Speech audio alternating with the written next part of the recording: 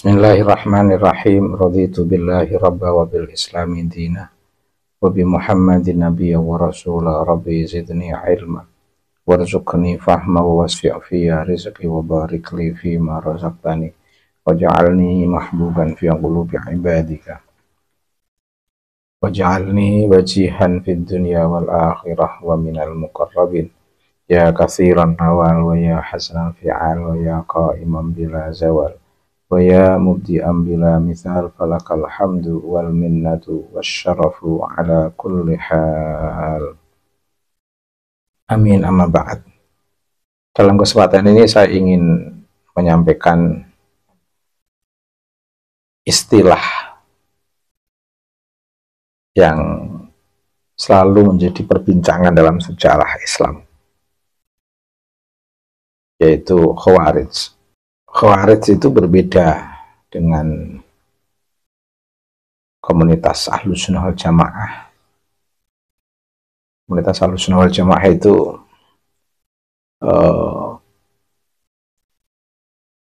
sebuah aliran yang muncul dalam diskursus kelompok Islam yang berbeda paham, yang dimulai dari Khawarij, yang dimulai kemudian muncul Syiah, kemudian muncul Murji'ah, kemudian muncul Qadariyah, kemudian muncul Jabariyah, muncul Mu'tazilah. Nah, Ahlus Sunnah wal Jamaah itu bukan itu semua.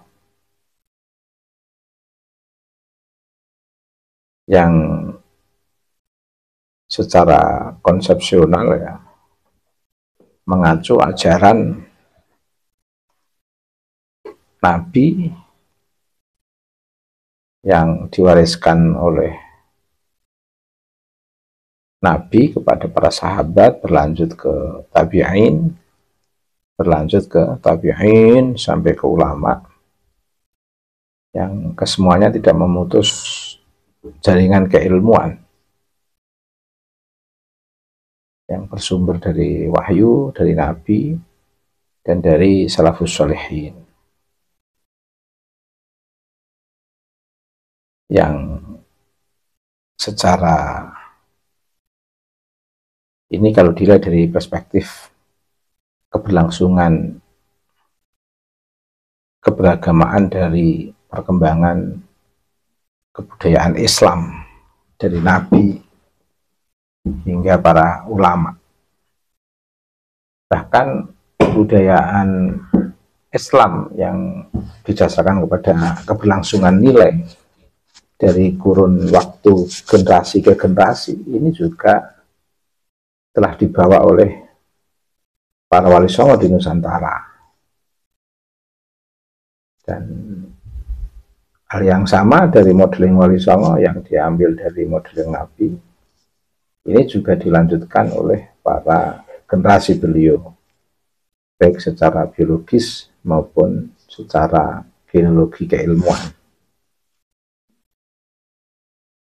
sampai pada kita sekarang ini. Ini kalau memahami keberagaman dari perspektif historisitas perkembangan budaya dari generasi ke generasi.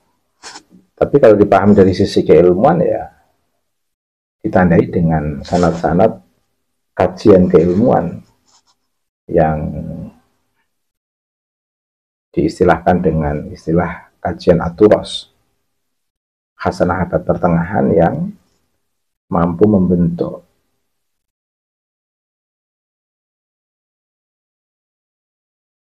rumusan keilmuan yang tidak saja dijadikan acuan umat Islam hingga sekarang, tapi juga menginspirasi, mewarnai ilmu-ilmu yang lain yang dikembangkan dalam perkembangan ilmu-ilmu yang bersifat humanitis,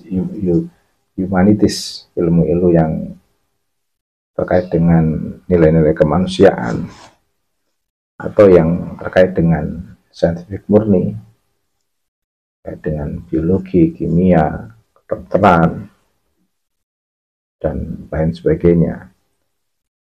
Bahkan juga menyentuh jantung ilmu sosiologi melalui kajian Ibnu Khaldun itu di Al-Muqaddimah. Juga kembang ilmu antropologi dan lain sebagainya. Nah, kesemuanya itu tidak terlepas dari sumbangsih awal perkembangan ilmu keislaman yang diadop dan diadap oleh para ilmuwan di luar kalangan ilmuwan muslim. Makanya bisa kita katakan abad pertengahan itu merupakan abad yang sangat fenomenal dalam perkembangan ilmu keislaman, menandai konsepsi keilmuan, ilmu-ilmu keislaman, dan juga menguatkan dari perspektif keberagamaan yang berlangsung secara kebudayaan dari generasi ke generasi, yang dimulai dari Nabi Muhammad, sahabat, tabi'in, sehingga dalam konteks Nusantara sampai pada Wali Songo, sampai pada Kiai, sampai pada kita semua. Hasnaturas itu menandai kajian ilmiah. Nah, ulama-ulama kita ini luar biasa, memiliki akal kebudayaan yang dikuatkan dari hasanah para kiai yang bersumber dari pribumisasi Islam Wali Songo, yang memiliki akar kebudayaan keislaman dari para leluhur sebelumnya sampai kepada para sahabat yang yang diambil dari sumber risalah kenabian Nabi Mustafa Muhammad SAW, yang masih memiliki keterkaitan dengan hasanah nubuwah dari nabi-nabi sebelumnya. Lebih hasanah nubuwah yang terkait dengan konsep tauhid yang pernah diajarkan oleh Nabiullah Ibrahim di zamannya. Ini sudah cukup kuat menguatkan umat Islam untuk tidak hanya mengambil perspektif keberagaman ini dari perspektif kebudayaan yang turun-temurun, tapi juga perspektif keilmuan dari hasanah abad pertengahan. Jadi sanad keilmuan kita, para santri itu ada dua, sanad keilmuan yang bersumber dari hasanah pertengahan, dan sanad kebudayaan yang bersumber dari kurun waktu ke waktu sampai kepada Nabi, yang dikembangkan oleh para wali songo dan para kiai. Baik, terima kasih.